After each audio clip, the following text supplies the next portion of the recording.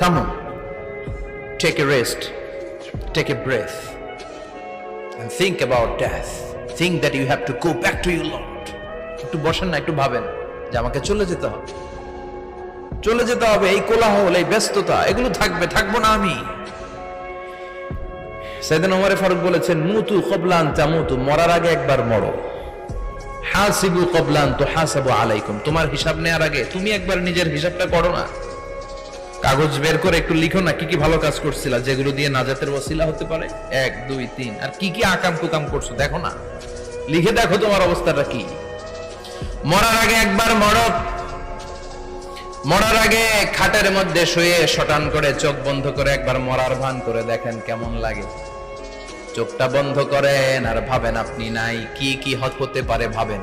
আপনার ছেলে মেয়েরা কান্না জুড়ে দিবে, আপনার প্রাণের